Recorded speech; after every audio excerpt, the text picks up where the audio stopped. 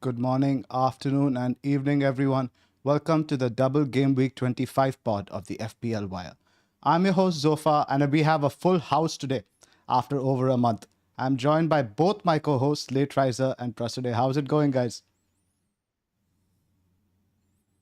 Going all right, celebrating Valentine's Day. We're here, committed, and here for you guys, and going okay. Yeah, rank wise and otherwise. LR, how you doing? Yeah, man, Valentine's Day is pretty appropriate for this pod because the just like any relationship we have, right? FPL is a love and hate relationship. Some days you love it, some days you hate it, and it is what it is. But looking forward to celebrating with the wife a little later. We just plan to watch a little bit of a movie and take it easy. Yeah, more like Dadentine's Day on here today. How's FPL been going for you guys the last few weeks? You tell us, Zoph. You're the one who should be It was talking a about leading where question, you are. right? Yeah. Just about 26K now. Got very lucky with the transfer this week. Waited all the way. I was very close to selling Saka for Jota, but ended up selling KDB for Jota. And now I'll be getting KDB back in for Palmer, funded by Trent sales. So it's actually worked out quite well. Yeah, man. Very nice. Very nice. Things are falling in place for you. And my hope, what's your hope for Zoph Pras? Triple digit, at least?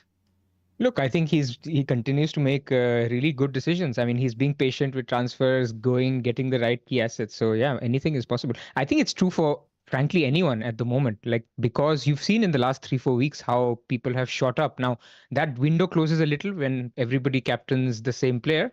But I think, look, there's a lot of this is the time with double game weeks. Your player hits a 20 point haul, and others don't have him. This is the time people can rise. So anything is possible. Yeah, 3-digit, very possible.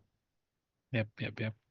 I mean, it's been in my season in the last 2 or 3 weeks is we used the word punishment a few weeks ago, Zoph, and I think it's max punishment in the last 2 or 3 weeks. Not having Watkins the week before that, not having Saka last week as well, benching Gabriel for Poro. So have seen massive hauls making these decisions, which were slightly questionable as well. But it is what it is. You roll with the punches. I mean. Yeah. It's still a gray arrow. I was surprised actually to see that. I was pretty optimistic. I was pretty happy with the rank on Tuesday morning, where it was a movement from 340K to 348K or something of that sort. So, 71 points, not too bad given I didn't have Saka or Gabriel. I think as FPL managers, we're too harsh on ourselves. Like, you look at Watkins as an example. Over the last 2 game weeks, he's got exactly the same XGI, 0.9. One game week, he got 18, and the other, he got 2. So you average it out and say, oh yeah, it works out. But still, for people who don't own Watkins a week before, it's not the same thing, right? Yeah. And these decisions, like they end up punishing and hurt rank so much because there's like 7-8 players that are the same. And then you see basically Gabriel and Watkins are the two differences between somebody flying and somebody dropping in ranks. But to be honest, it's just two marginal decisions where it could have gone the other way. Poro gets a 15-pointer, Gabriel concedes. It's the other way. So I think you got to play with the style that you do. And you will, by the way, this is not a counseling session. You will play the way that you like to play and you will hit. And you only need to hit 1 out of 5 or 1 out of 6 to actually make the gains from the losses because your hits are the big hits, the upside hits. Yeah. I mean, that used to be... Go ahead. That used to be in a generation where Aguero used to be present, as a striker. I've been thinking about this. There's not many, like, there's a couple of ceiling players. Darwin is one of them in terms of differentials that can offer a ceiling. We saw what De Bruyne did last night as well. So there's just not many players, right? The crowd is generally very smart. You're betting against a very, very strong template. This isn't, we were having a philosophical chat about this in terms of whether the game's more difficult or more easier. And I reckon it's definitely more easy because earlier to do well, right? If you put in the hours, scanned forums, etc., there was value for the information that you got. Nowadays, it's a little bit like, review gives you great numbers, on the platter. YouTube content is compressed, and you're getting great information in 20-minute windows. And a lot more people are watching that bit of content. I mean, even when we're doing a hour and a half long pod, right? We're presenting all the relevant information there is to present in a period of 70, 80 minutes. So you don't need to do hours and hours of research to do well in this game anymore. It's much more difficult because you have that many more well informed managers. That is true. I guess it's easier to get points, but it's more difficult to rise up the ranks or to actually get those same, like, the same top 10K. I've been saying it for a long time. The top 10K, we still keep it as this elusive number. That benchmark needs to change. Yeah. But you're getting there anyway this year. So. Hopefully. Yeah. Should we get started? Yep. I mean, firstly, before we forget, right, Zoph, there's something to tell our listeners before we leave it for the end of the pod. Yes, we always leave our like and subscribe plug to the end, guys. We really appreciate you setting a like on this video. I know the video has not played, but it helps us with the YouTube algorithm. And the chat, as you can see, is subscribers only. We will be doing a Q&A at the end. It doesn't cost you anything. Hit that subscribe button and send us your questions at the end. Right, sponsor plugs. As always, all the stats that you see cited on this podcast are from the Fantasy Football Scout members area. I mean, recently I saw an article from Freeman, from Tom Freeman, who spoke about why you should consider triple captaining Haaland. And the stats on that article, which we are going to cite later, are just tremendous. So, it's going to give you guys food for thought. We're also going to talk about whether it's the right time to start chasing. If you're 50, 60, 70 points behind in your mini leagues or behind your rank goals. When do you start playing aggressive and start betting against the template, right? Those are the conversations we're going to have. So if you like to support us and want to have a look at the members area, please click on the link in the description below. And as you guys probably know, we have also partnered with NordVPN. If you're bored of this, this is the older plug, right? After the newer one now. Yeah, of course, sorry. So as you know, FPL Wire has partnered with NordVPN. We have already mentioned in the past the privacy features, threat protections, and access to global content libraries. They have a new offer now, which runs from the Feb 7th to the 20th of March, where you get a discount on 2 years membership, plus 4 extra months and gifts. These gifts now include for the USA, UK, Australia, and Canada. Users in these countries who purchase any of the 2-year plans will receive Uber Eats vouchers as for $10, $20, or $30, depending on the package they select. For other countries, the deal includes 4 extra months on the 2-year plan, plus a 3-month coupon to share. Sign up today. Right. Now, before we start discussing the games this week, guys, I wanted to have a little bit of a short discussion about fixture chess versus attacking what's in front of you. And this is something I made a conscious decision 3-4 game weeks ago, not to get too drawn up into the fixtures. And it's a question I'm asking myself this week as well, as I search for my Trent replacement. Because again, looking at game week 29, now the teams are looking, now Villa have just lost Kamara. They're looking weaker now at both ends of the pitch. How much do we prioritize our transfers to game week 29 now? Somebody like Gabriel, Arsenal defense, these guys are racking up points. They have good fixtures the next 4 game weeks. How much do we ignore that and just now get a guy because he has a confirmed fixture in 29? There has to be a balance we have to find there, right? So, Pras, I'll come to you first. You are the Kasparov of fixture chess. I think you have answered the question, that if you're comparing between a a West Ham defender or even a Brentford defender versus an Arsenal defender, one more fixture is meaningless, right? I mean, right now the numbers that Arsenal are showing, it is irrelevant. So whenever people plan for these things, I think there's a balance that you need to find between what am I chasing now versus am I setting up right for the future. So a good example is this week. Let's say you have a free Liverpool slot and a free Arsenal slot. Sorry, Liverpool and a Man City slot, and you're looking for a defender. Now you could say, okay, Van Dijk is a great option, but then you should also remember that he blanks in the next game. Maybe Ake could be better because he plays this week. Equal potential. Now we'll talk about the Guardiola injury, and also plays 26. So there is a balance to it. In certain cases, you should remember it. 29 is far, man. I mean, if you're now thinking about Arsenal players blank, they couldn't Chelsea could lose and they could even have a game. So I'm with you, where I think you should give a lot more weightage to the near term and doubles even more so. LR, what about you?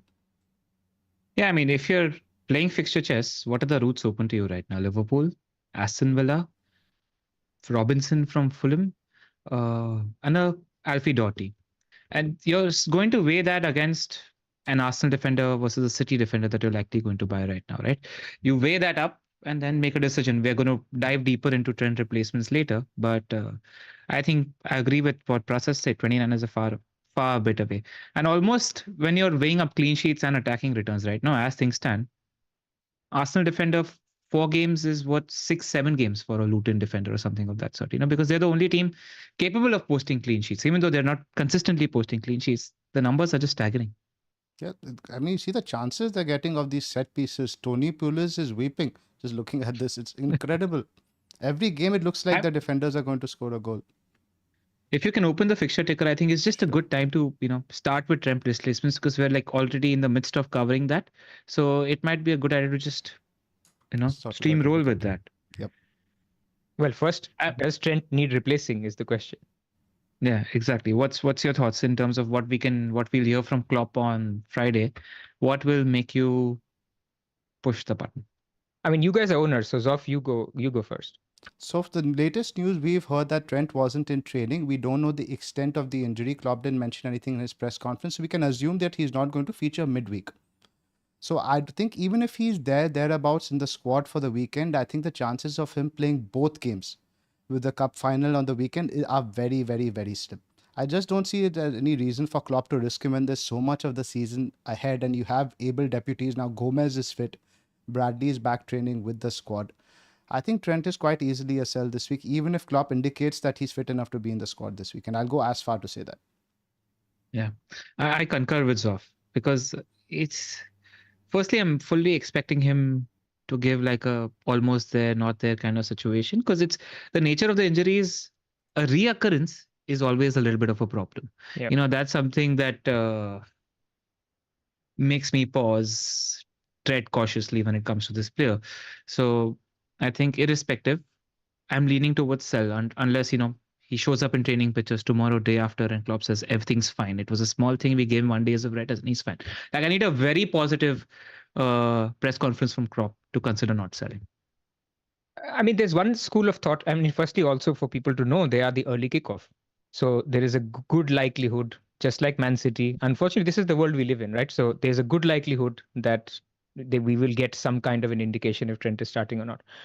I guess the question isn't, is he a sell? Could he be a hold? Because let's say if he's on the bench on Saturday, what do you guys do? You sell still? Or do you say, I'm just going to hold because he could play Luton? It depends on what it funds you. I think most of the people have a lot of money tied up in Trent. You can get at least 3 million out of that can make a Palmer into a Jota or into a Saka. I think if you sold Saka last week, you just buy him back. You bite the bullet this week. You ignore the guys who have the doubles.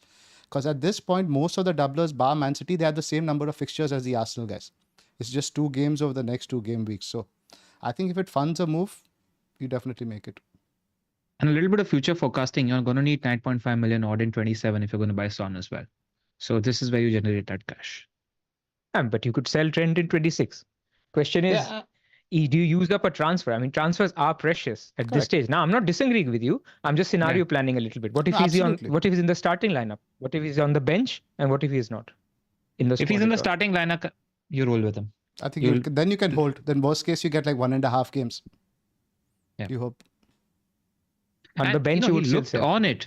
Like generally, I feel like people who would have a difficult route to KDB and Trent this week and don't own either have a little bit gotten away with because Trent was looking sensational in those first 45 minutes. I was watching that game and I'm like, dude, Trent's back. Like he looks so on it. So that's where we are. But only way I hold him is if he's in a league starting lineup.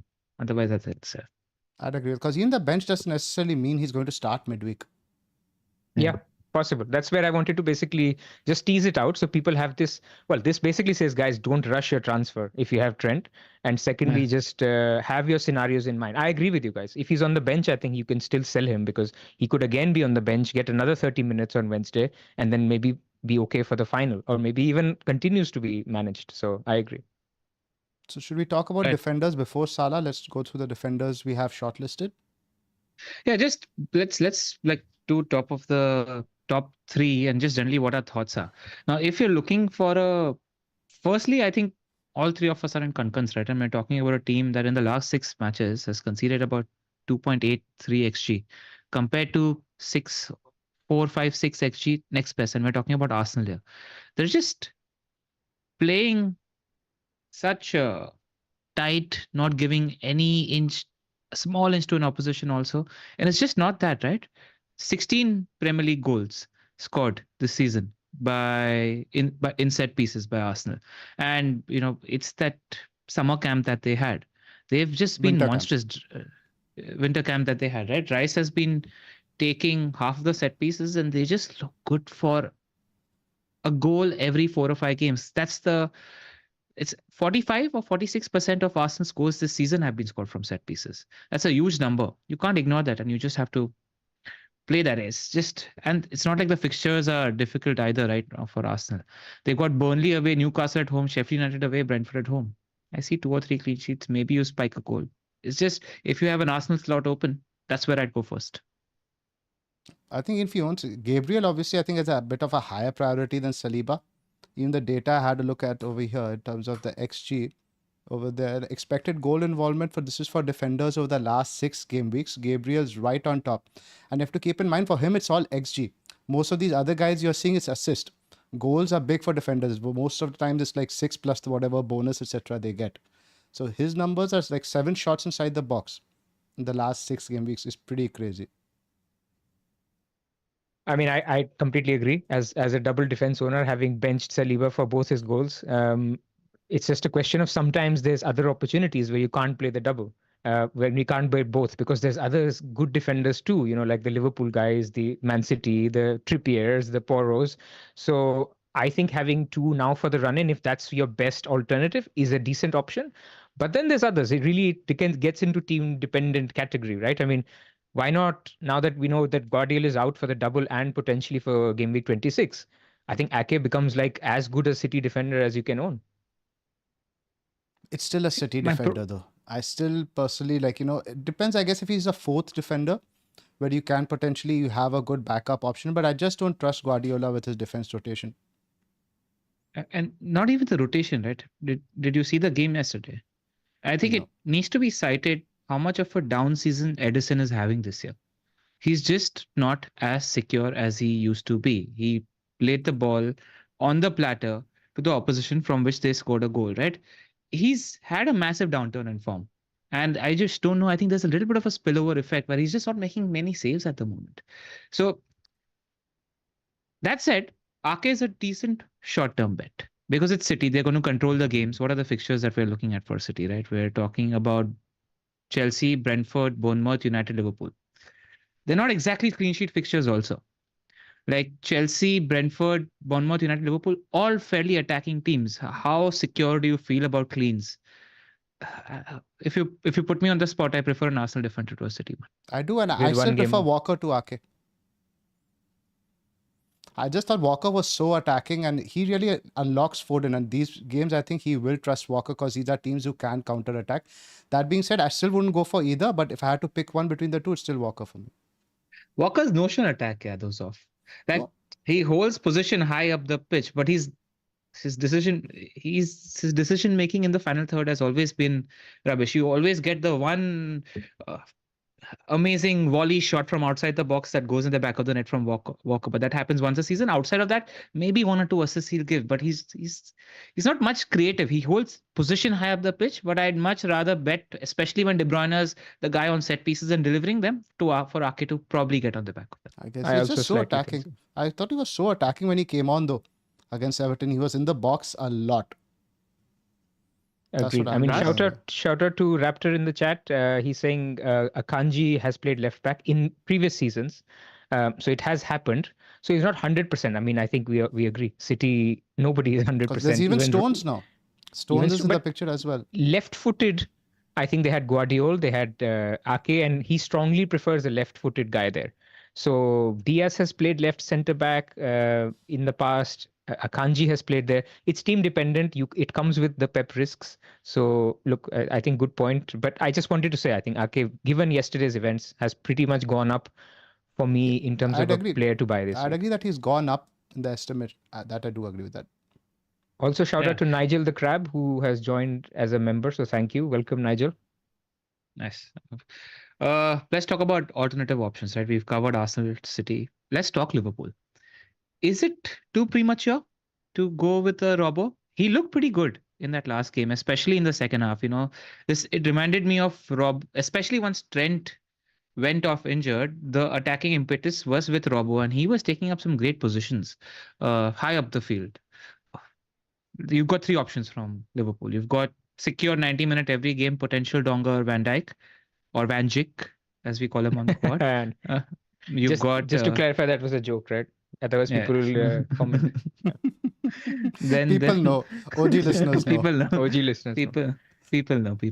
Then there's Robbo, who showed potential to look fairly attacking, who you think will take set pieces from one side at least now, because you might not have Trent taking set pieces now. And Szoboszlai, we don't know is fit anymore. Was he in the injury? Was he in the training video yesterday? No, I don't think he was. No.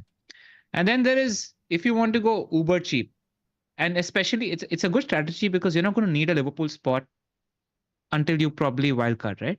Uber cheap, park the funds, go with Bradley just for the double, so that you have money left for upgrading your other spots. What are your thoughts on these three? Van Dijk easy for me.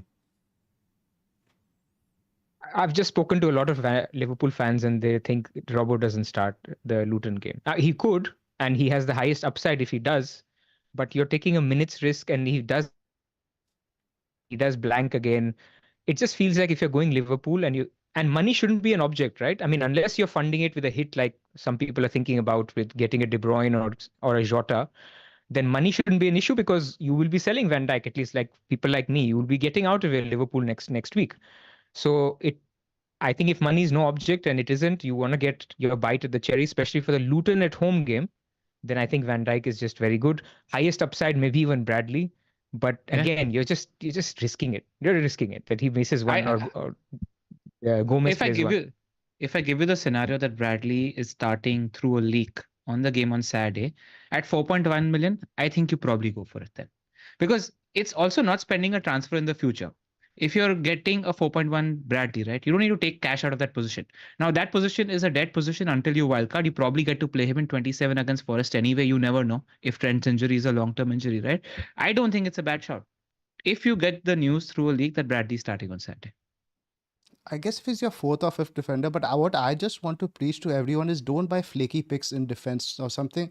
I noticed earlier on in the seasons that defenders aren't getting points. Guess how many defensive transfers I made this season in total? Very few. 5? 4. Yeah. And therefore, like Tsimikas, Trent, Gabriel, and Porro. All 4 are high upside guys from the top teams, right? And ultimately, the reason why I'm saying that whoever you get now, just assume that he's going to be in your team now till whenever you wildcard, whatever your horizon is, 30, 31. So get guys who are consistent for game time, more so than anything else. I don't like flaky picks like Bradley. But the thing is, let me make a case to you. You're not going to need a transfer out for Bradley until wildcard because he's not occupying that's why I said money. if it's your fourth or fifth defender, if you have, it all depends on the makeup of your squad. Even if you sell a third defender down to Bradley, you have money to generate money for your third defender who's going to come into play. But then you have to make another defensive transfer later. Don't spend transfers in defense. Spend transfers in attack. Yeah, but that's something you're going to have to do if you're going to play 28 and 29. No, probably just leave your defense with 0 points. Defense isn't getting points. Focus your transfers on attack. That's where the points are. But that said, Bradley does have upside. In the last 2 or 3 or 4 games that he played, he got 1 or 2 or 3 assists, right? There's enough potential there to chance it if you fancy it. If he starts on Saturday. Upside is there. But I am sitting in the middle of you two. I just think you can't afford a dead spot at this stage. Exactly. When you have other blankers in 26, other blankers in 29. I mean, people are celebrating Charlie Taylor coming back from training like, Messi is, or whatever. Messi is coming to the Premier League. People want that last spot, that 11th player, even if he gets 2 points. So if you're buying somebody who you know is definitely going to be a dead spot, I don't love it that much, but I completely get also Eller's side. You want a 15-point defender. That's not Van Dijk this time. It's probably Robbo if he plays both. But if Bradley plays both, he's the highest upside. You don't think Van Dijk is a 15-point defender? I think he, in fact, is the one more defender. But bullet header, you can't really plan for, right? Bullet header happens.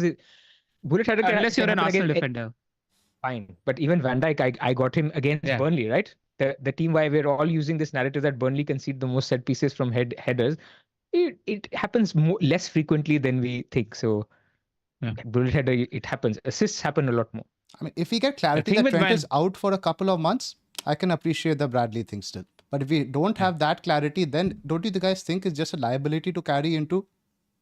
Yeah, but then I'm not convinced. Essentially, if you don't have spots enough for 27, 26, etc., then, apples versus apples, I prefer Arsenal centre-back to Liverpool centre-back, considering they play the same number of games combined in 26 and 27. 25 and 26, rather. Correct. Yeah. Because even in 28, Liverpool plays City. Arsenal's fixtures longer term are better, if I'm weighing that up against that up. Because Van Dijk in is likely going to be a transfer out or not much use in 28 and 29. Anything more on Liverpool? The defenders, we talk about there's somebody else. Well, there's other defenders. I just want to talk about just generally also, Alisson will be back from the flu, but Liverpool's clean sheet potential also, they always require their keeper to save 2 big chances in every game.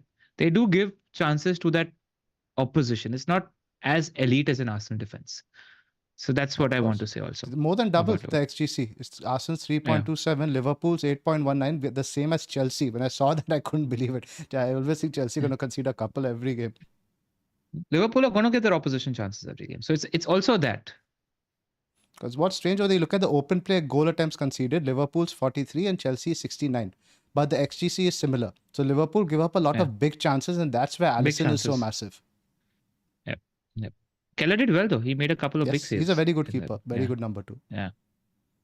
Right, now let's talk options and let's just call it others and present a case for them. Should people want to go elsewhere? Let's spend a minute on Doughty. Give him a little before we rank. I just think people will look at 4 goals conceded and people will go, let's avoid Doughty. The guy is good. I mean, it's not a bad shout if you wanted to downgrade Trent to Doughty.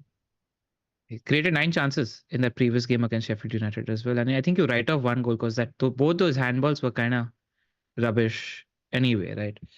You see him as an attacker. I think one thing you need to take in mind is that the price point is very important. If you spend 5.5 to 6 million versus you spending 4.5 million, that could be the difference in an easy route to Heung-min Son or not. Who is somebody you're going to want in Gameweek 27? So I think it matters how much you're valuing that price point as well. Absolutely. But Doughty is a good pick. I wouldn't expect clean sheets in this double though. I'm fully expecting both United and Liverpool to score against Luton Town. It's just that you have a defender in place that's a decent pick for 28 and 29. Correct. That's the idea. At 27 as well, 27 Villa at home, you could maybe hope for something of a set piece. The double, both games are away. I don't like that a lot. Hopefully the fixture in 29, if it lands, is decent. 30 is also not great. And I do want to mention that even though he created 9 chances, none of these was a big chance. The entire XA was something like 0.3. So it's volume of chances rather than quality of chances. And I prefer the latter. Yeah. Like I was hot on him last week. Then next morning, immediately I had free time. I saw extended highlights for the last 4 Luton games. He wasn't as attacking as I thought he would be, where they play like a 3 at the back with 2 wing backs.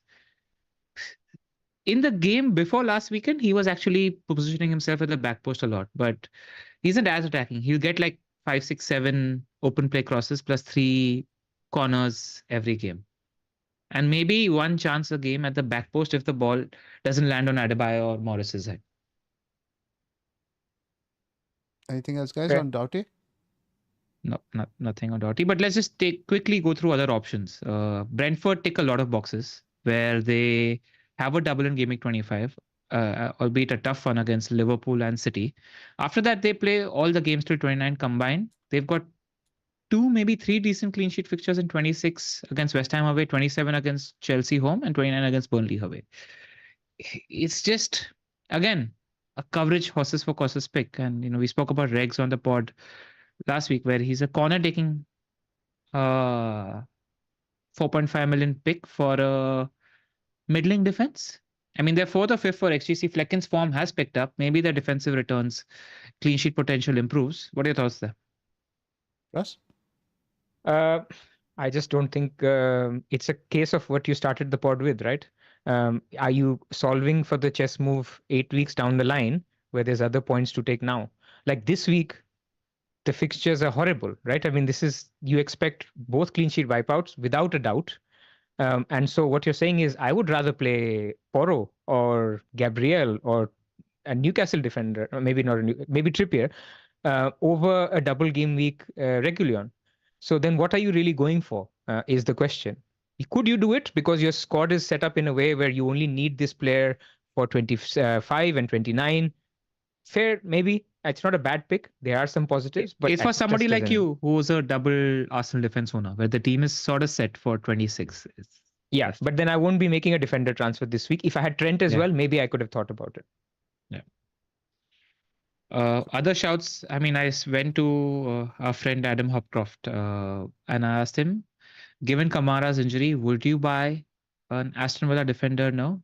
He replied in 1 second saying, no, just don't buy Villa defenders at the moment, because he expects that to have a drastic impact on that team at the moment. So, and I asked him who would buy. He didn't take Cash's name or Moreno's name or Dina's name. He said, if I'm buying somebody, it'd be Pau. And we don't know if he's fully fit yet. He didn't get a minute last game. It's always risky to buy a guy Exactly. who hasn't had any minutes for so long. Exactly. And Fulham are also scoring goals at the moment. So I think you see how they do without Kamara this week, and then assess next week if you want to buy. We are in agreement. Although they will be popular next week. I still think next week when people will want to do a defender transfer from their Liverpool guy or somebody who's blanking, maybe even a Porro, people might just say, chuck it, because Villa are the best of the rest in terms of teams that I want from now till 29. Because 26 options are really limited in terms of who you can buy. Look at the fixtures here. Brighton play Everton, good game. Wolves, Sheffield United, Palace, Burnley, and Villa Forest. The other games don't really, maybe United, Fulham. But then again, you're worried about 29 in that case. Yeah, but United is a good shout for a buy right now. Harry Maguire costs under 4.5 million at the moment. He's back to again being at the end of all set pieces. I do think we are decent. Not decent. I mean, we should have conceded 2 or 3 goals to Aston Villa that we didn't. But the fixtures, right? By the nature of the fixtures, before 29, you've got a Luton away, you've got a Fulham at home and an Everton at home in 26 and 28. And then you could have a Sheffield United at home in Gameweek 29 also. So there are 3 decent clean sheet fixtures. You won't be surprised if you keep cleans in 2 of them. And then you're hoping that you spike a goal with somebody like a Maguire or a Dalot. So I don't think United is a terrible shout. I think Maguire or Dalot, decent picks. Who else? Who else have we And he's only he's only 4.2 million. So he again saves you cash for a lot of things you want to do elsewhere. And I don't think Varane is back anytime before you're looking at wildcarding. I think he's a decent shout. There's a few 8 Nuri enthusiasts in the chat. I don't think you need to go Wolves defense at the moment. I mean, their fixtures in 26 and 28 are fantastic. But then 28 also is the double, and you'll be tempted by another defender from either a Doughty or a Sinesi or something like that. So I don't think you need to go Wolves. You're a Trippier enthusiast, Pras. Is he a buy now? No. I mean, I've owned Trippier now for 3 weeks. I watched Newcastle games. Honestly, I cannot remember a time where a team has dropped in their core capabilities so badly. So badly. I mean, they're giving away chances for fun. Of course, you can always point to injuries. The Joe Linton injury is massive. But other than that, I mean, they should be, you can go from elite to okay. You cannot go from elite to bloody awful. And that's where they've gone. And, you can see every single game, they put a fast guy on Dan Burn and they basically make a through ball. The guy runs, Dan Burn can't cope up. And Eddie Howe doesn't change anything every single game. So I don't see a clean sheet. And this is the problem where Trippier obviously has got 2 goals and 2 assists and a goal in the last 2 games. That's not sustainable. So definitely not a buy. Yep. You shave off 4 XG. I think against Liverpool, they racked up XGC of 7. Even if you shave off 4, they're still bottom. It's incredibly bad. It doesn't even take data. If you're watching even highlights, even if not the games, they're just giving 2, 3, 4 big chances a game. So that's the problem. One other team, Brighton, have good fixtures. Sheffield United away, Everton at home, Fulham away, Forest at home. I just don't see a pick there. I mean, Van Heck at 4.0, I think, or 4.1 million he is against somebody that saves you money. Just enabler, But yeah. yeah, Estupinan also, I'm not convinced about when he's going to play, when he's not going to play. Generally does better when Mitoma's on the pitch, though. But his injury record is a little iffy at the moment. Doesn't still look fully fit. Minutes to look a bit better now that Hinchelwood is injured. Fewer options there. Yeah. Now, if you're taking an off the radar, fits or horses for courses, maybe slight upside pick, then Robinson is somebody who just attacks from Fulham. Somebody who plays in 29 as well. Has got a couple of decent fixtures. Got Villa at home, Brighton at home, Wolves away. Spurs. Thing is, they're not clean sheet fixtures if you're a Fulham defender. I think we're covering all the names that we had to. I think it's time to rank. Where do you guys start? I'll give it a go first. Sure, go for it. I think Arsenal defender first choice. That's going to be mutual, I think, Pras. I think Arsenal defender is going to be common for all of us. Stop. I'm going to go team dependent territory and maybe say Ake first. Interesting. Sorry, and then Arsenal defender.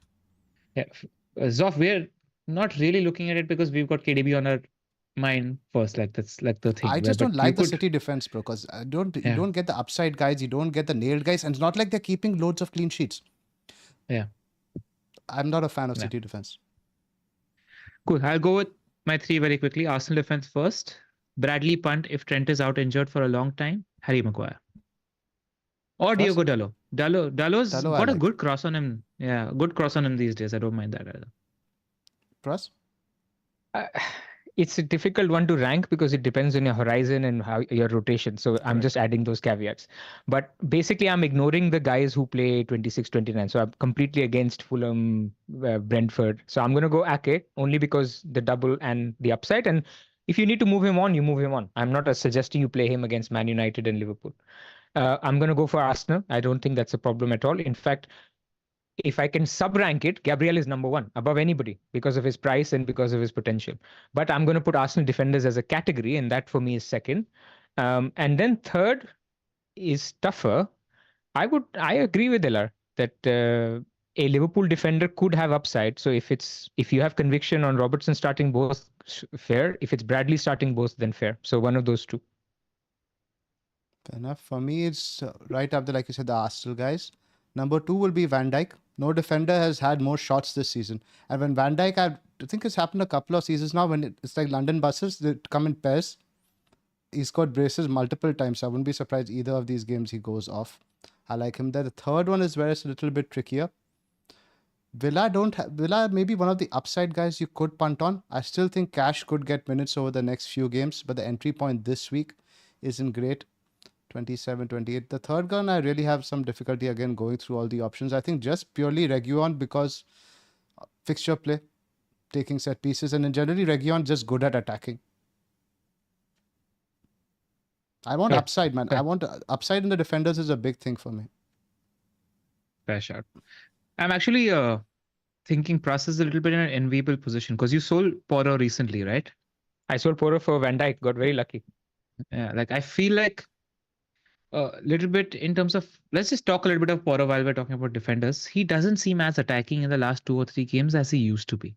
He's not joining the attack as much. And now Son is also back. Bentancur is also back. So the playmaking responsibility that was on him previously isn't there on him because you've got enough ball players. Maddison, Son, Richarlison's playing well. Bentancur is back. Sarr is back. Bissouma's back. All of them are back now.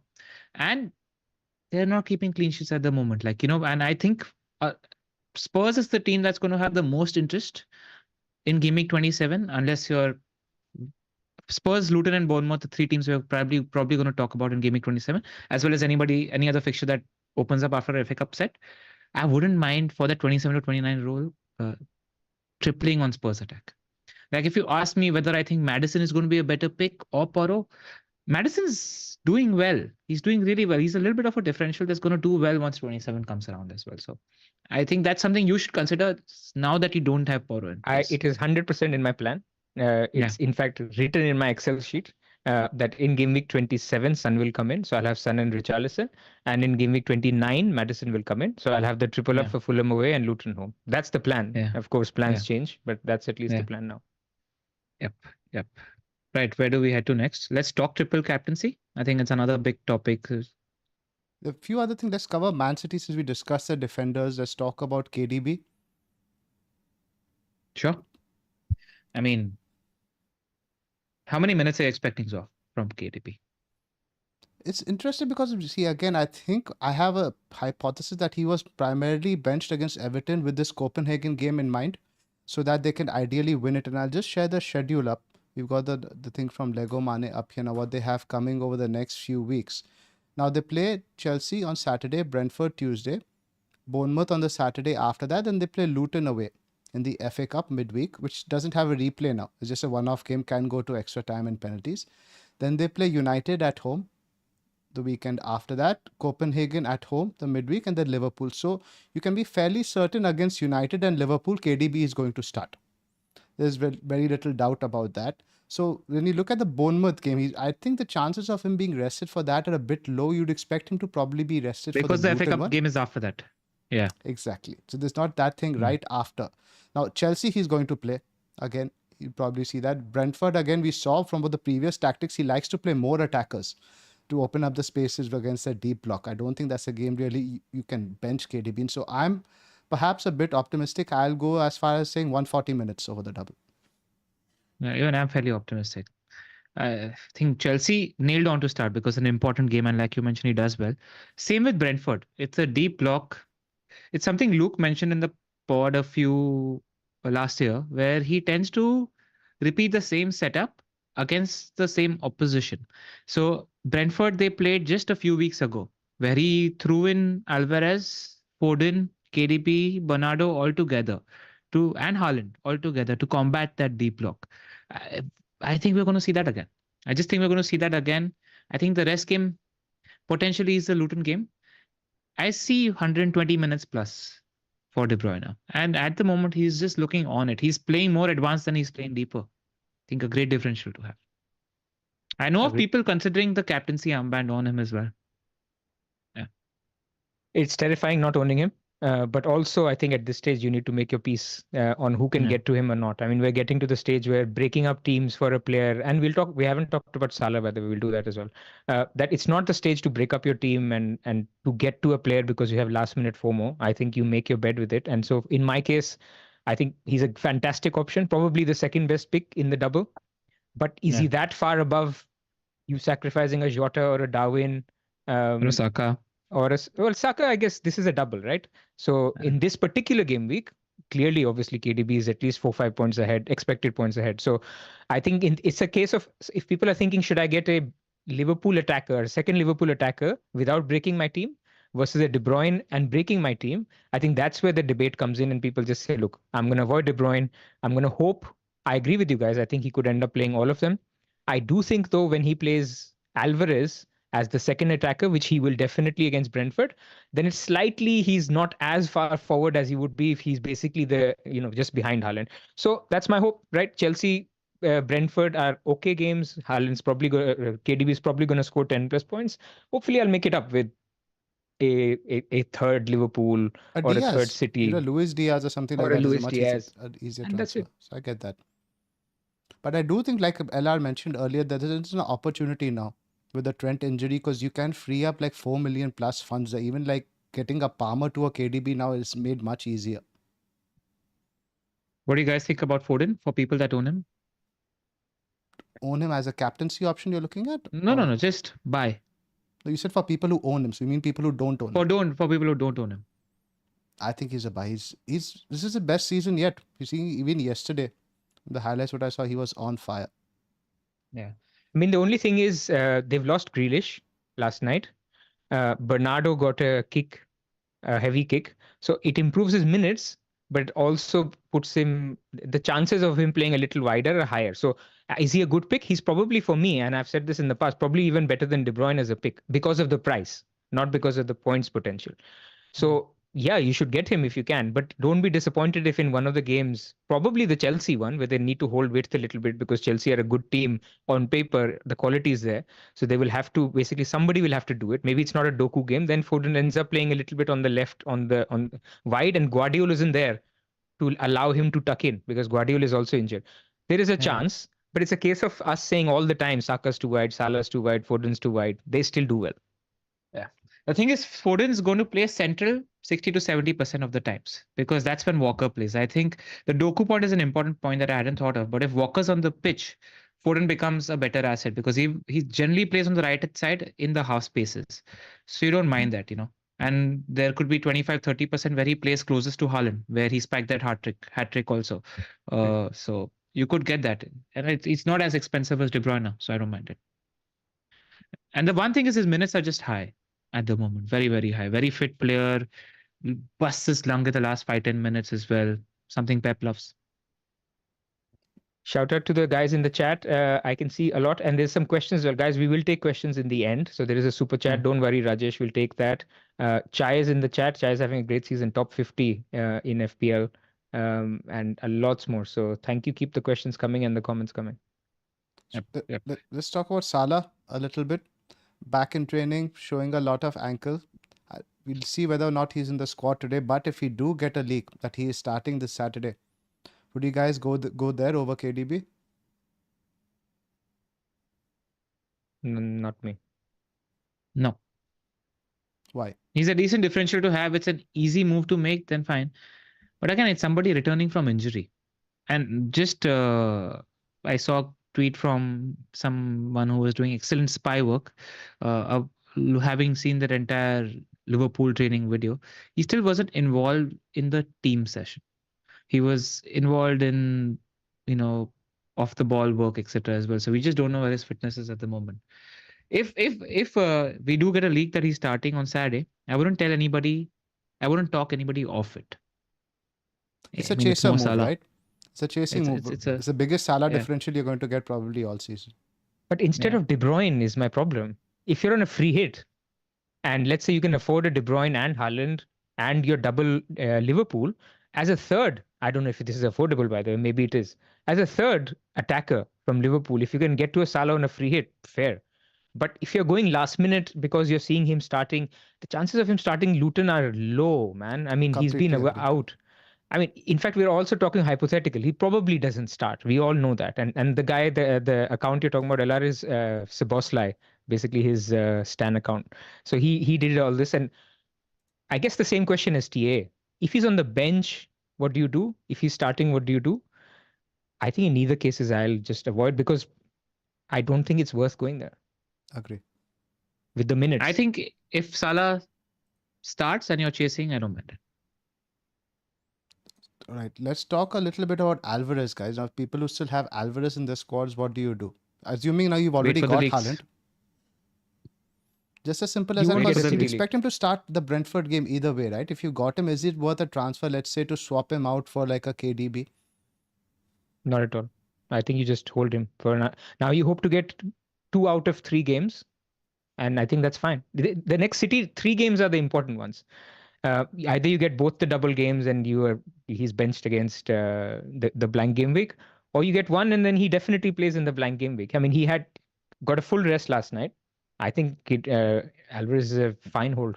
I'd agree. At this point, I just hold him now. You hope he gets one start. If we get a leak on Saturday that he's not starting, I would be tempted to shift him out. I guess if you could swap him around for Nunes with getting KDB in midfield. Yeah, something like that. I don't mind. Works. Something like, I don't mind it. Not even Nunes. You can even get a Tony. Ivan Tony is not spoken about enough as a pick as well. Where somebody who solves a lot of problems, even if you're playing fixture chess, and just as a good pick irrespective of opposition. Yeah. Anything else on City? No, let's compare that, right? I think it's a good time while we are on the City discussion just to talk about. We spoke about Salah. Do you buy Jota, Darwin? How do you see that expected minutes going into double Gameweek 25 now that Salah is around the edges of the squad? It's interesting. But who are you buying Jota instead of? Like, again, you weigh up Jota versus a Saka? Or forget the moves. I'm just talking about how do you see the expected minutes for Darwin and Jota now that Saka is in and around the squad? I still see Salah 120 to 150 minutes for both. Yeah. I think 120 to 150 is a realistic estimate. And they have great picks for those minutes. The time to probably get them was last week. even take a hit and get them last week. But maybe things change. Maybe because the Trent injury, you have money. I think there's still good picks to get in. Because base case for us, I think what we're all saying is Salah doesn't start either, with some chance that he starts Luton.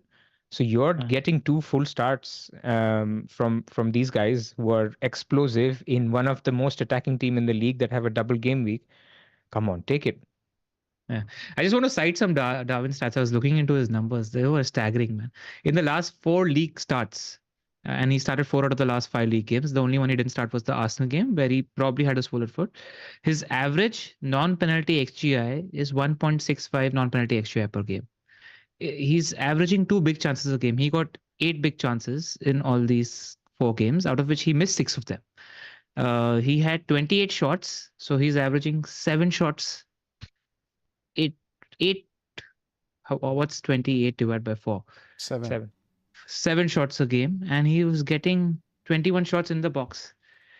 And objectively, return wise, he got 3 goals, 2 assists, and he got 3 yellow cards. He's on a streak of having 4 stupid yellow cards in a row as well, which has cost him about 4 or 5 bonus points as well. This is the Darwin experience. And this is a good segue, because I just want to talk to you guys. Let's talk about the triple captaincy right now, right? Erling Haaland is as good as it possibly can be. You're talking about 2 home games. I'm going to cite some stats that Tom Freeman mentioned in his article as well.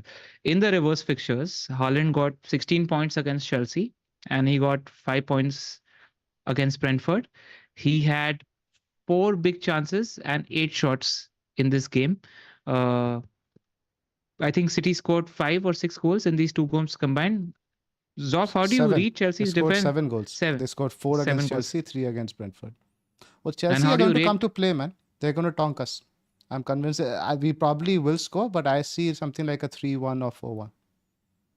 And that's what I have it, right? And we saw against Brentford also, City created enough. You're looking at 3 goals for Chelsea, 2-3 goals against Brentford. You're looking at 5-6 goals for somebody like that. And I was, Freeman also cited some excellent home stats. He's got, ever since he's come into the league, he's had 27 league starts at home.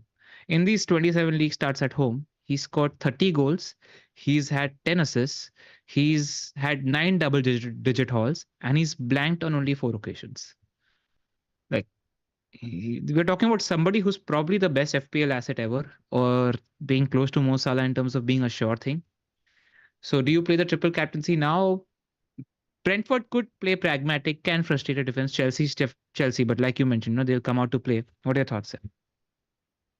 I think unless you're chasing and you're looking to make up ground, there's no reason not to triple captain Haaland. I mean, this thing comes up a lot, right? People say he's going to be 280% EO or 250% EO, right? And should I triple captain him? I can just hedge it by captaining him, and I'll triple captain someone else and do it that way. The thing is, there's 2 answers to this question. The first answer is, if you think Haaland scores the most points, which I don't think is any disagreement in terms of the double, the home games, the fact that he's playing 90 minutes, he scores the most points on a base case basis. But the thing is, where the Mavericks come into it is basically what they say is, we don't know, right? If he's going to score 10 points or he actually misses the game because, he needs a rest. He is coming off injury. So what you're saying is you're hoping to get lucky. What you're saying is you're hoping that Haaland gets 8 points and your triple captain Solanke in Gameweek 28 gets 18 points or 19 points. Your gain is a lot more if you do that. But it just feels like an unnecessary risk. Why do you want to take this risk of not triple captaining Haaland 2 home games in the best fixture? Well, couple of 2 good fixtures, not the best fixtures. I don't think it's worth the risk. I mean, none of us did it last year, though, right? Yeah. Also, just a couple of factors to add, right? De Bruyne is in incredible form. Like, you can't rule that out. And so is Phil Foden. Like, the fact that these 2 guys are fit and in incredible form. If you saw the game yesterday, you realize that everything De Bruyne is touching is turning into gold. Like, if you're talking about the game against Everton, for the first 50 minutes of that game, City were rubbish. Everton had them fully under control. City literally just showed up for 15-20 minutes, and Haaland had 2 goals. Their ceiling is so much that if City are on it from start to end, the ceiling is just higher and higher and higher. That's the thing, because I'm a chaser, right? I'm sitting at 350k right now. Now, I'm thinking philosophically about it. I'm like, what do I really want out of this season? Am I okay with a 100K rank, or do I want to play aggressive for that 10K? Do I want that 10K? Do I want to top mini leagues? Right now, I'm sitting in some 30, 40, 30th or 40th in mini leagues that I care about. Do I want to finish in the top three in that mini league? And then I'm thinking somebody like me is like, if I want to chase, I need a asset that has a high ceiling. For me, that asset isn't Solanke. Solanke isn't a brace hat-trick player. The only player that comes to my mind that's providing such a ceiling outside of Mo Salah is Darwin Núñez. I'm talking about a 1.65 NP XGI per game kind of player where you need to find him on a good day. Philosophically, I think there's a 10% chance I just play the triple captaincy on him on Saturday if I see he's starting. I'm hoping that he starts against Luton because Luton's a rubbish defense and we'll see what happens. But even then, I'm just not convinced. Like, you're doing things that are going to help you chase.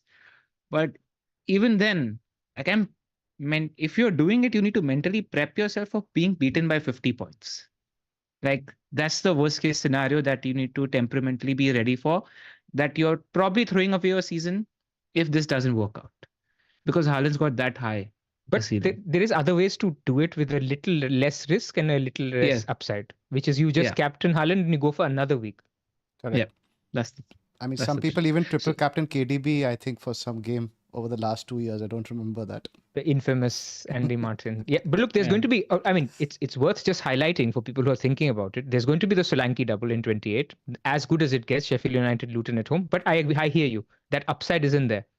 There's going to be a Sun double, but that will include probably, this Chelsea game that has been postponed. So it will include Chelsea in one of the doubles. And then there's the doubles in 34 and 37, where 34 one not that appealing, but then in 37, both Salah and Haaland will also double again. So you have to weigh in, will you use alternative chips on those weeks and things like that. So it is a little bit of a complicated thing. There will be other double game weeks for these big players, but this is the week where maybe there's no other conflicting chip. It's just right in front of you, 2 home games, just do it. I'd agree. The point you made about not having any conflicting chips is big. Yeah. I mean, unless somebody is low on Liverpool and City, like our friend Ronald, FPL Pig, who's free hitting this week, then you're Captain Haaland, right? So that's the thing. Yeah, and and some are bench boosting as well, which is all fine. Yeah. I mean, if that's where you are, then you will have an opportunity in 37 when other people are bench boosting. You use your triple captain on Haaland. Maybe that you'll get a bigger upset. Yeah, it's just a conversation of risk tolerance. It literally is a conversation of risk tolerance because rationally, this is the best triple captaincy option right now. I'd agree with that. If you don't triple captain, you're just hoping that Haaland doesn't go big. It's something like last year where he gets something like 10 points, 12 points. And you can find a Rashford later on. Yeah. Like if I was in either of your guys' position, sitting at 25K or 75K, there's no way I triple captain anybody else but Haaland. It's just I'm sitting at 350K. I'm wondering what I want at my season. Am I okay going back to 650, 700K based on this one bet alone? Or am I taking the chance, hoping to get slingshot to 100K? But again, the chances of that shot succeeding are maybe 10% compared to 90% getting beaten. I think, like Pras said, you're better off giving it for another double. Yeah, I'll see though. It's something that's lingering in my head. And then I'm just okay experimenting for the rest of the season. Anyway, you're getting us the 10K seasons at the pod once anyway, so we're good there. Let's hope so. Anything else? And by the way, there's some speculation in the chat on his grandmother and stuff. We're not going to get into this. We will get some more news on it. There's no point talking about it at the moment. We'll see what we hear from Pep. Yep. Guys, save the questions for the end of the pod. We will do a little bit of a Q&A section then as well.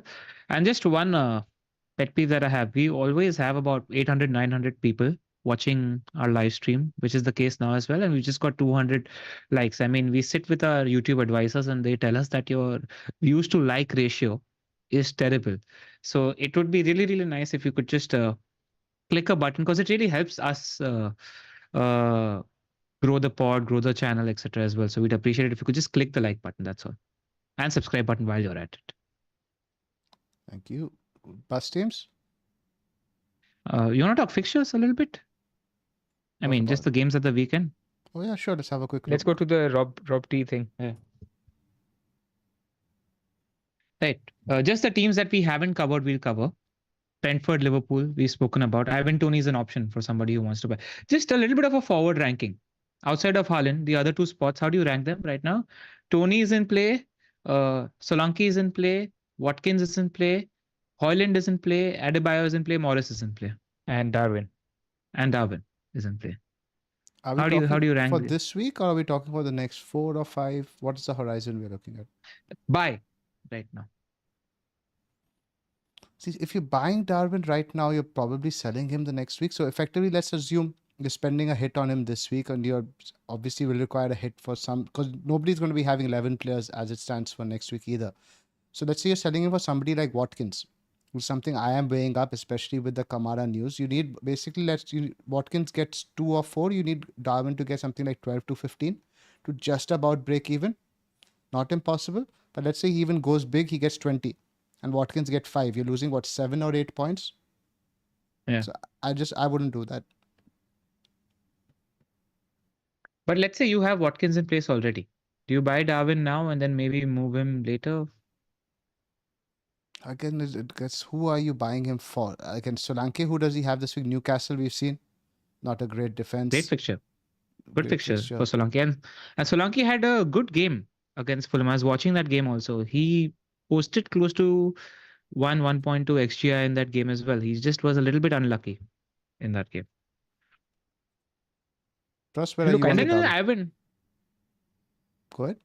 Go on, Pras. I was just saying, in some way, fixtures dictate this, right? I mean, if you're buying this Yeah. week, I think you have to get Darwin. I think you have to get him. As in, if you had a blank slate, I can understand team dependent. If you can't get there, that's okay.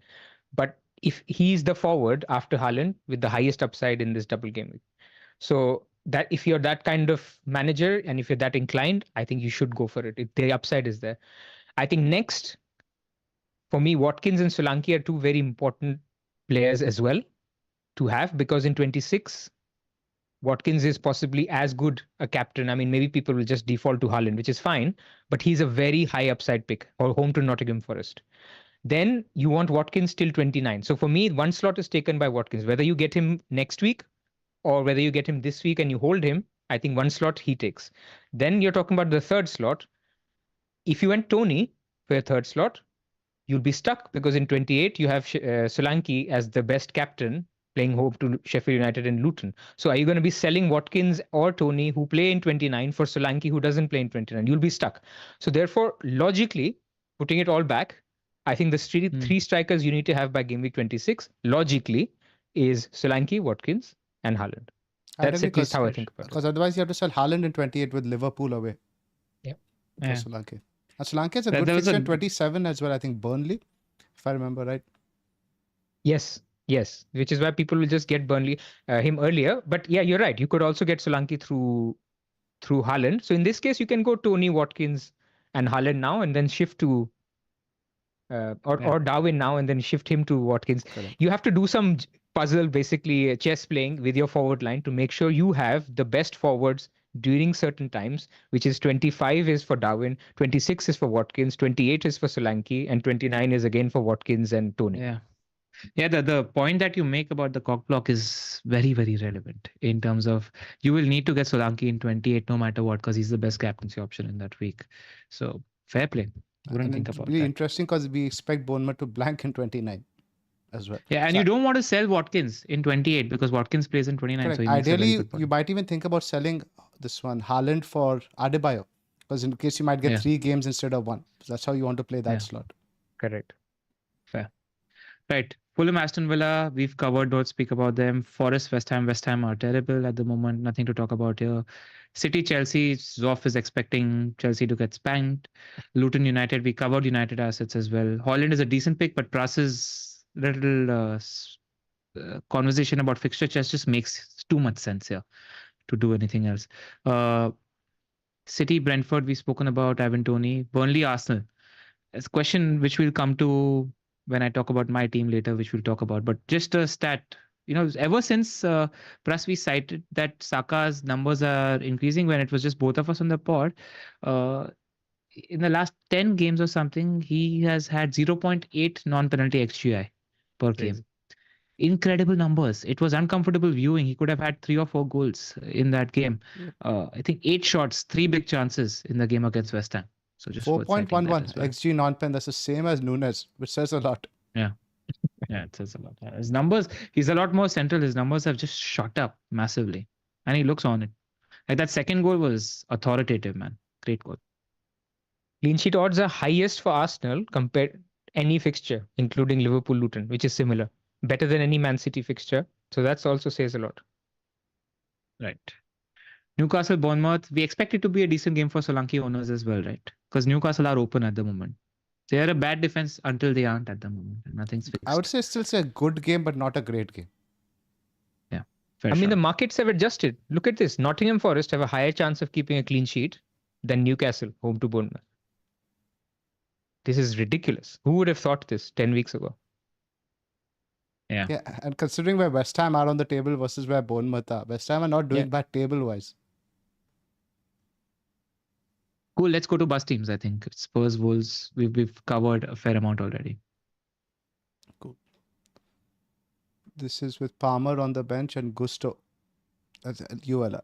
That's my team. Yeah, I've got Dubravka, Gabriel, Trent, Porro, De Bruyne, Foden, Jota, Richarlison, Solanke, Haaland, Darwin, Palmer and Gusto. So my potential options are I either do Trent to Saliba or I do Trent to 4.5 million below defender, probably Maguire, which allows me Palmer to Saka, but that means I take a -4 to bench Solanke to play Saka. That's where I am. I'll see how I feel about it later.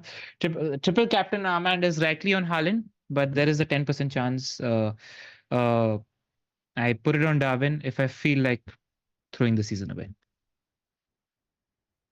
What do you think, Pras? Saka getting for a hit as opposed to just going Trent to Saliba. I like the Saliba move. It's just easier, simpler. Makes more sense. But then I understand if the heart wants Saka back, the heart wants Saka back. I mean, I get it. No, I mean, I feel like if I don't get Saka this week, then I roll the punches until 29. This is something we discussed, Plus, right? That if you don't, like if you sell Saka, once you sell him, it's very difficult to buy back because you're always thinking 29, etc. Correct. Exactly. Like if I buy him, it's this week. Otherwise, I'll roll with the punches. And fixture-wise, we're looking at Burnley away, a good fixture, Newcastle at home, Sheffield United away, Brentford at home. Good fixtures, man. All four good. All four good fixtures. Would you consider 1 week Diaz? No. Saka. Getting the same number of games, man. I think once Salah's fit, Diaz is the likeliest to be compromised out of the front three. Good. So that's where I am. And I don't like the idea of benching Solanke. I think it's a good fixture for Solanke.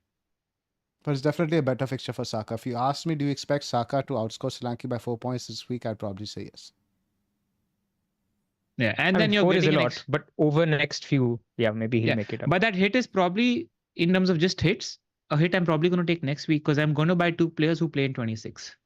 Correct. Actually, that's the thing with selling Palmer this week, and we didn't touch about it. I think Palmer's a good sell this week because essentially Man City and the blank next week. Yeah. Have you noticed in the last 2 or 3 weeks how everybody's scoring against their old clubs? Everybody. It's happened. Richarlison did it against Everton. Rice did it against West Ham. Everybody's getting into old clubs. Gallagher, Palace. It's been happening a lot of late. So, and definitely won't be surprised if Palmer returns against City. We probably have to come to me for bench points. Okay, just it's normal. I mean, I'm benching Palmer. Just enjoy 10 points. And Trippier home to Bournemouth.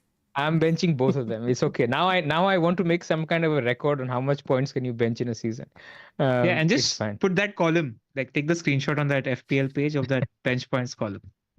Absolutely ridiculous, but it's okay. And even the caption is perfect. What would have been with a WOW. Ever since I have, when I had Chris Wood on my bench, there was no shit like this, and now it's like every week I have Foden or Palmer on my bench, and now look at this again.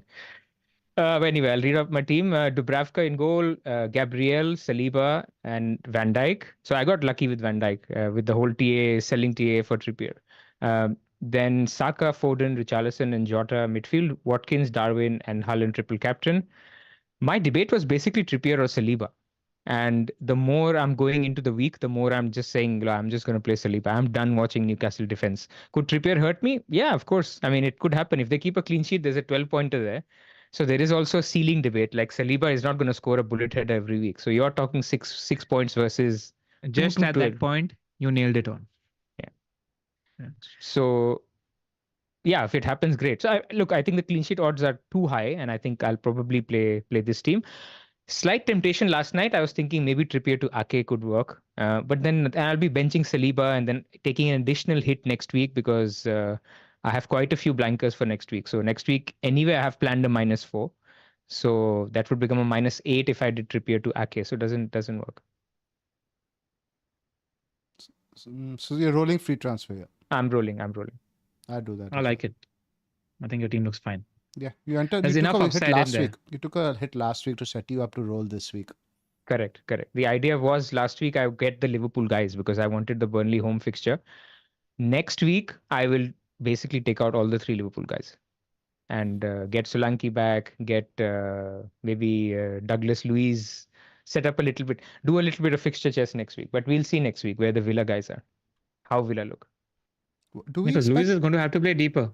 So I was just about to talk that because Luiz is part of my plans as well. I do expect him to play a deeper role. That being said, it's not like he has significant open play threat anyway. Most of his returns have been coming from set pieces.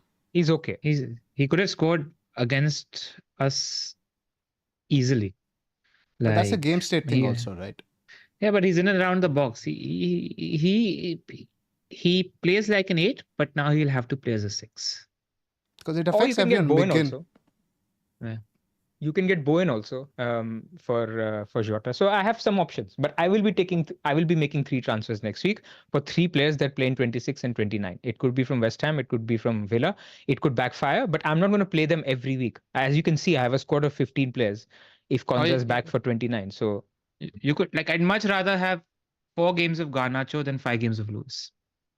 Like if you're weighing it up like that. That could be an option. I'm not ruling it out. So that's for next week. We'll see where we get to. The chat wants you to bench boost, Pras. They're saying Konza to Ake and bench boost. I don't have the money for Konza to Ake. I did consider that. Not to bench boost, but I did consider that can I do Konza to Ake and then keep the other guys? I mean, the way... Whoever was asking Pras to bench boost with 3-4 single game week players absolutely has no idea who Pras is. Like we are talking about the Kasparov of fixture chess. He's going to have... In that double game week, he's going to have about 28 fixtures minimum. In the bench boost. That would be hope. That would be the hope. This is rubbish for Pras. No chance he bench boost with this. You don't know who Pras is. He knows my track record. I'm benching 20 points last 2 game weeks. 22 last game week, 20 the week before. Yeah, but we know you. Yes, you're absolutely right. There's no chance I'll bench boost. Yeah. I can only hope for a Palmer haul. Maybe we get an upset at City. Yeah. This Palmer haul, because I expect his EO to drop massively. Yeah. Like under 50% in this game week now, in my opinion. Definitely.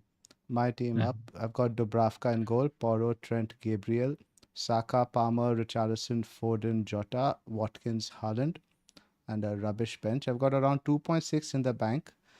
Trent will probably be making way for Saliba, and Palmer will be going for KDB.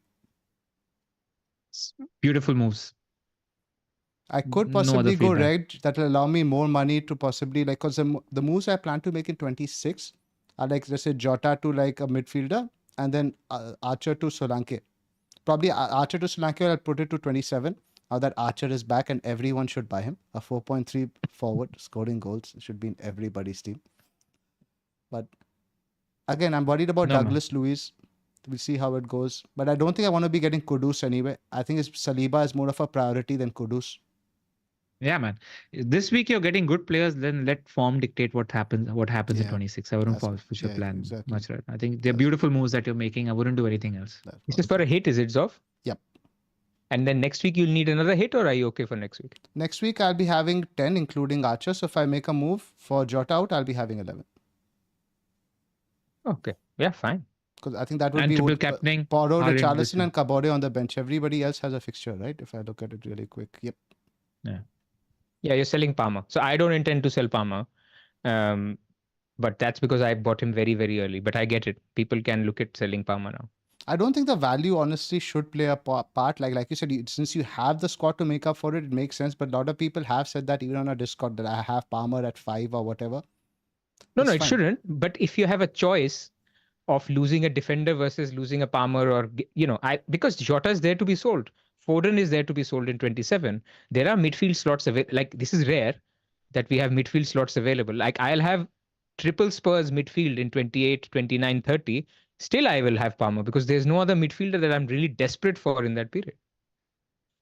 Foden's not that be sold in 27. Man 27 scores is hat tricks Bournemouth, against man. us. 27 is Yeah, but for Bournemouth. Son, you'll see. The most popular move will be Son to Foden. Foden to Son in 27.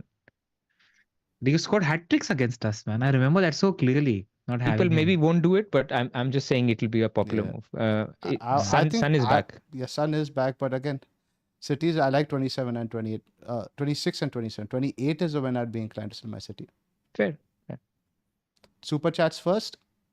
Yep, Yeah, let's super do chats it. first. We have one from Rajesh Sharma. Any thoughts on Alvarez to Tony for a hit or TA to Dalo for a hit? What are the options again? Alvarez to Tony or TA to Dalo? I like the TA to Dalo move. More of the two. If he doesn't Between have, the two, I'd prefer the Arsenal defender. Yeah. Yeah. I wouldn't do Alvarez to Tony for the hit. I think that could easily go the other way. Agree. Also, I'm not getting why TA needs to go for a hit if it's not funding something really major like a De Bruyne, like in your case. It or a probably is Saka. funding. It's probably funding something. But then why Alvarez to Tony is an option? Tony is more expensive than Alvarez. Yeah, you're right. So I'm not understanding why that hit is needed. I mean, if he's in the squad, even if he's not starting, I would just keep TA in your case. If it's not funding anything, going back, I mean, you can go back to the discussion we had on Trent. If he's in the squad, you just hope and pray he starts Luton. Fair enough, but I guess if he's not in the squad, it's also a further housekeeping move for down the line, right? Fair. Yeah. Then you can sell. For somebody, and I think Arsenal defenders is our top choice, or mine was probably Ake if you're not tripled up. So or Yeah, I Arsenal mean, defenders. we've done 10 replacements in detail at the first part of the pod, so check Correct. it out. Yeah. So that's a similar question from Yogesh as well. TA to one of Saliba, Ake, VVD, Reggie. We've given our rankings over there. I like Saliba. Yeah. Pras likes Ake. LR, you're on Saliba as well. Yeah. That's where we are. There's one more we have from Nehal. Guardiol S2 to Ake Saliba for a hit in 25, and Darwin Palmer to Garnacho Watkins -4 gives me 6 double game weekers and 11 in 26. Good moves. So basically, yeah, Ake Saliba come in this week for And -4. Garnacho Watkins can. I like it. Watkins. Good moves. I don't see why he needs to do S2 to Saliba for a hit. He can do Guardiola to Ake. I guess he doesn't like S2. He just wants to get Saliba Yeah, in longer term.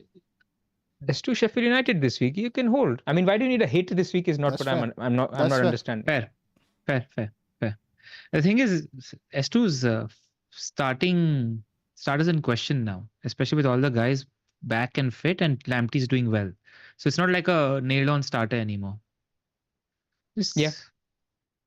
That's the thing with S2, right? Like, I'd I'm still looking give at him his a week, minutes. though. He's got 90, and before that he was benched. He got 10. Before that he was subbed off at halftime at 45. So that's where he's probably been an S2 owner and not seen the good side of things. But yeah, Sheffield United probably keep him, not going to do it. He's like a luxury hit when there's no need. If Saliba was doubling or something, then I can understand.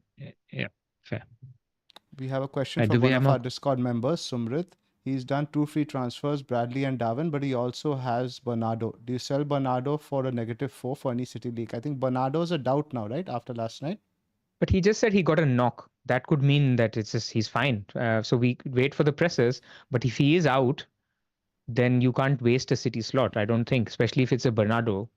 Yeah, you get rid of him for a Foden or a Diaz. I mean, it's a nice midfield slot or a Jota. Around that price, or a Jota.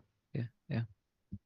Some other questions from Radmia Bikansky. Play Tony or Watkins? Just play Tony, dub 2 fixtures. Yep. Yeah. Play Watkins or Gross? Watkins for me. Yes. But although Gross is also on pens now. Sheffield United stuff. And on pens. But it's close. I would still go Watkins, maybe. I would still go Watkins. It's Ollie, man. Is there any chance Kabore starts? I don't think so. Hope so, but No, I don't because think so. yeah, this is something Zoph has kept mentioning when we've been chatting. Like he's been obsessed with Archer and Kabore's minutes, and every time he's asking me about that, I'm just laughing away in the chat. But so the footballing answer is Doughty and So the Ojibin. short story, before the game week started, the last one, I told Ella, the only thing I want from this game week is an Archer start. I Yeah. don't care what my points from anywhere else. I need that additional player for 26, and Archer started and scored. So full Nice. 10 out of 10 result. Yep. Maybe he's the lady luck in your life. Yeah. Trippier Estupinan to start. I still like Trippier. I mean, he's not that bad. He's just, Yeah. I think Saliba is slightly better. Trippier, man. Yeah. One more super chat from Zubin. Porro and Palmer to Reguilon and Barkley, or Richie to Jota. I wouldn't sell. I don't like the players. I don't like the players he's getting in. Richie to Jota, man. Get the upside. Richie again last week came so close to a haul. He was. Yeah. He was. Actually, Richie has Wolves at home. Exactly. It's a difficult sell this week, but I think you have to, if you're doing some blank game week 26 planning, if you're selling for this week and then getting back in 27, maybe. Because you're Barkley, I gaining a don't fixture still by buying Jota. You're getting 2 games versus just 1 for Richard. Richard didn't have the blank next week. I'd say probably don't do it. But because of that, I think I would be inclined to make the move. And do Richie to Jota only if you get the league on Saturday. Well, Jota's going to start, but yes, of course. Yeah. The thing is, I don't expect all their attackers to play all the 3 games, especially if Salah's fit, right? So there's going to be some rotation. This question from FPL Copycat. I took Saka out last week for Jota. Do I get Saka or Foden in this week? Foden?